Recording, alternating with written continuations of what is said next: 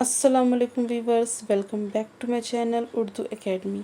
आज हम TET exam में जो 2017 में इंग्लिश पर क्वेश्चंस आए थे उनको देखेंगे। तो हमारा क्वेश्चन नंबर 1 है, out of the given options choose the one which is the correct indirect speech of the below.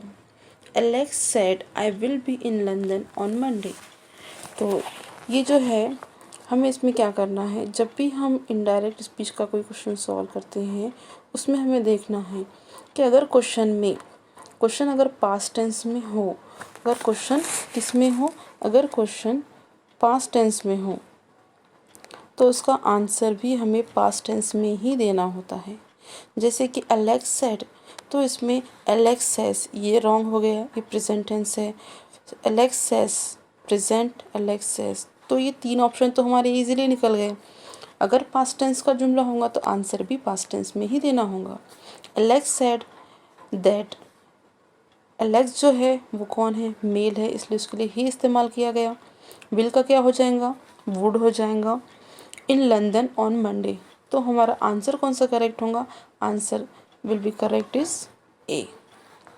Next question देखते हैं, out of the given options choose the one which is the correct active voice of the given below.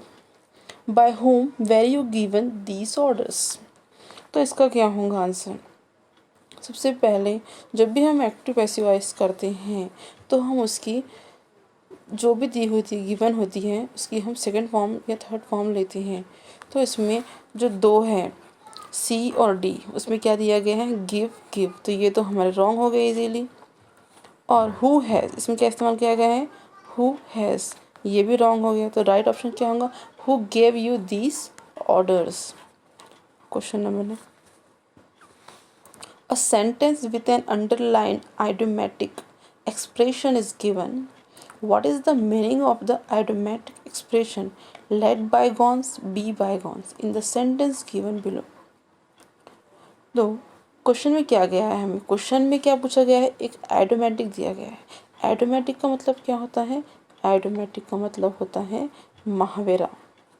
क्या मतलब होता है इसका, मुहावरा, एक मुहावरा दिया गया है। अब जब हम कोई भी आइटम सॉल्व करते हैं तो हमें उस मुहावरे का मतलब अगर मालूम हो तभी हम क्या कर सकते हैं, उसको सॉल्व कर सकते हैं। तो अब हम मुहावरा पढ़ते हैं, लेट बायगॉन्स बी बायगॉन्स। मुहावरा क्या है हमारा, लेट बायगॉन्स बी बायगॉन्स। इसके मीनिंग होते हैं गुजरे हुए को, क्या मीनिंग होते हैं इसके, गुजरे हुए को गुजरने दो। क्या मीनिंग होते हैं लेट बायगॉन्स बी बायगॉन्स के, मैं आपको लिख कर बताती हूँ। गुजरे हुए को गुजरने दो, ये इसके मीनिंग होते हैं, गुजरे हुए को गुजरने दो। अब हमारा क्वेश्चन क्या है, Nancy held a grudge against her teacher for a long time but she finally decided to let bygones be bygones. Option number 1 देखते हैं क्या बोला गया है इसमें, forgive someone for something he और she did in the past. यही right लग रहा है हमें। तो किसी को जिस उसने जो पास्ट में किया था उसके लिए उसे क्या करना, फॉरगिव करना। फॉरगिव करना यानी कि माफ़ कर देना।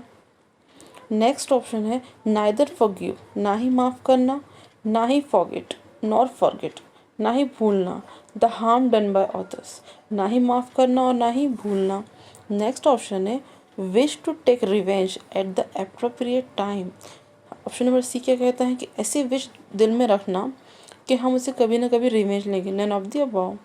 तो क्या लगता है आपको, लेट बायगॉन्स बी बायगॉन्स इस मुहावरे के लिए कौन सा सूट होगा, option number A will be correct. Forgive someone for something, किसी को गुजरे हुए पास की गलती पर क्या करना, फॉरगिव करना। फॉरगिव करना मीन्स माफ़ कर देना, A is correct. Out of the 4 alternatives, choose one which can be substituted for the given word sentence. The study of the nature of God and religious belief. जो लोग study करते हैं किस चीज़ पर, नेचर पर, किसी भी रिलीजन पर, इसके मुस्लिम हिंदू कोई भी रिलीजन पर स्टडी करते हैं, उनको क्या कहते हैं, पैथोलॉजी, थियोलॉजी, गैस्ट्रोनॉमी, हॉर्टिकल्चर। तो उसे कहते हैं थियोलॉजी। थियोलॉजी उन्हें कहते हैं जो लोग किस पर, किसी भी गॉड पर क्या करते हैं, स्टडी करते हैं, स्टडी ऑफ गॉड, उन्हें क्या कहते हैं हम, थियोलॉजी। क्या कहते हैं? Option number A will be correct. Out of the given 4 words, only one is not spelled correctly. Find the word that is correctly spelled. देखते हैं environment, ये आप सही से इसको प्रोनाउंस कर पा रहे हैं क्या? नहीं। encouragement is right, questionnaire is right, performance is right. environment, अब environment में क्या मिस्टेक है देखते हैं हम। ENVIRON,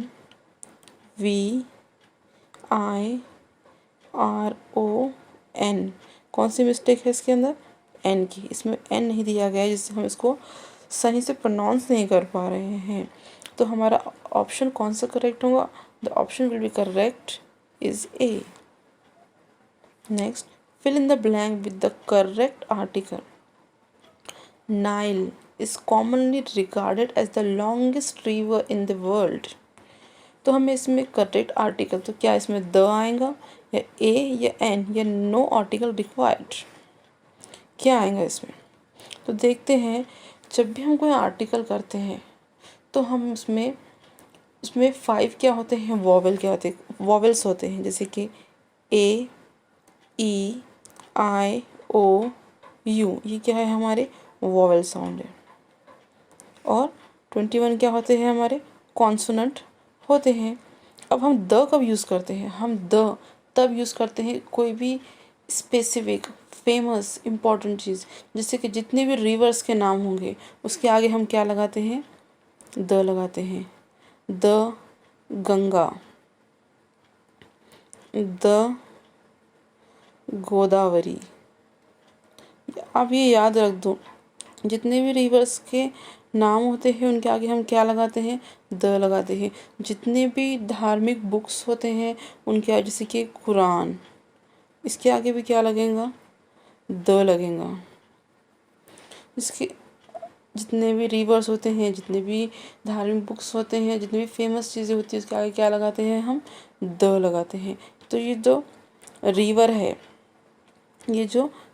जो नाइल रिवर है, ये इजिप्ट में, अफ्रीका के इजिप्ट में है।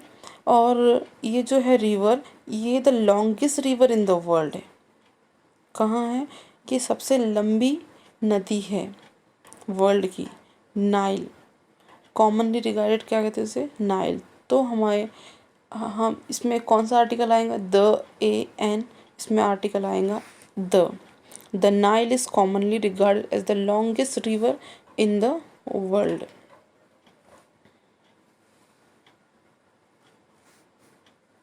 Okay. A sentence with an underlined word is given below. Find the word which is opposite in meaning to the underlined word from the given option. जब भी हम TET exam में question solve करते हैं तो हमें एक बात बहुत ध्यान में रखना ज़रूरी होता है। क्वेश्चन जो है बहुत सारे होते हैं, तो हम जल्दी जल्दी में हमको आते हुए कुछ गलती हो जाती है। जैसे कि कुछ सेंटेंस दिए गए हैं तो हमें बहुत ध्यान से देखना होता है कि वो उसमें अपोजिट पूछा गया है कि सिनोनिम पूछा गया है कि सिमिलर मीनिंग पूछे गए हैं। तो हमें उसके हिसाब से आंसर देना होता है। हम जल्दी जल्दी में क्या करते हैं, आता तो है मगर अपोजिट और सिनोनिम ध्यान में नहीं देते, बस इतना देखते हैं कि इसका क्या करना है, हमें अंडरलाइन वर्ड की मीनिंग देखना है, दैट्स इट, ऐसे करते हैं बस। तो आप इस बात का ध्यान रखिए, क्वेश्चन क्या दिया गया है ये बहुत ध्यान से पढ़ना ज़रूरी होता है। तो क्वेश्चन है हमारा, the plane had to deviate from its normal flight path. क्या है हमारा? मैदान को अपने आम प्रवास के रास्ते पर से हटना पड़ा, यानी कि जो प्लेन है उसका जो रास्ता था उस पर से उसको क्या करना पड़ा? हटना पड़ा। यानी कि उसको वहाँ से हटना पड़ा। तो उसमें डिवेट की मीनिंग क्या आ रहे हैं? यहाँ पर हटने के आ रहे हैं। किस चीज़ के आ रहे हैं? हटना। तो अब हमें इसके अपोजिट मीनिंग देखना है। अब हम लास्ट ऑप्शन से देखते हैं। अब स्ट्रे की मीनिंग क्या होते हैं? अब स्ट्रे की मीनिंग होते हैं गुमराह, और डिग्रेस के मीनिंग होते हैं हटाना, तो ये तो उसका सिनोनिम हो गया। और डाइवर्स के मीनिंग होते हैं कमी, क्या होते हैं? कमी होते हैं। और कॉन्सनट्रेट, कॉन्सनट्रेट के मीनिंग क्या होते हैं? कॉन्सनट्रेट के मीनिंग होते हैं तवज्जो मरकूज करना, तो वो ध्यान हटाना और तवज्जो मरकूज करना। कॉन्सनट्रेट डिवाइड, इसका क्या होगा? अपोजिट। तो option will be correct is A. Mohit pulled off a business deal, ये भी एक सब्स्टिट्यूट है, तो इसका क्या होगा? Fail to get, could not accomplish, all together discarded. इसका होगा option number A will be correct, succeed in getting. Out of the four alternatives, choose the one which can be substituted for the given word sentence. The study of the nature of God and religious belief.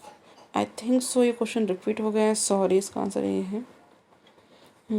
तो हमने जो 2017 में English पर questions आए थे उनका भी तज्जिया करें कि उसमें किस तरीके से पूछे। ये क्वेश्चन तो बहुत इजी थे, मगर हमको इसको लेने का क्या मकसद था कि क्वेश्चंस आते किस टाइप के हैं। हमने देखे कि इसमें क्वेश्चंस जो ज़्यादातर आए हैं वो सब्स्टिट्यूट पर आए हैं, आर्टिकल्स पर आए हैं, सिनोनिम्स पर आए हैं और अपोजिट पर आए हैं, और कुछ थोड़ा सा ग्रामर है। अगर हम इन 4 से 5 चीज़ों पर ध्यान दें तो हमारे नंबर ज़ाया नहीं जाएंगे। और हम इस पर सबसे इन सब टॉपिक्स पर अलग से वीडियो बना देंगे ताकि आपके टॉपिक में जो भी डाउट्स हैं वो अच्छे से क्लियर हो जाएं। आई होप कि आपको समझ में आया होगा। अल्लाह हाफिज़।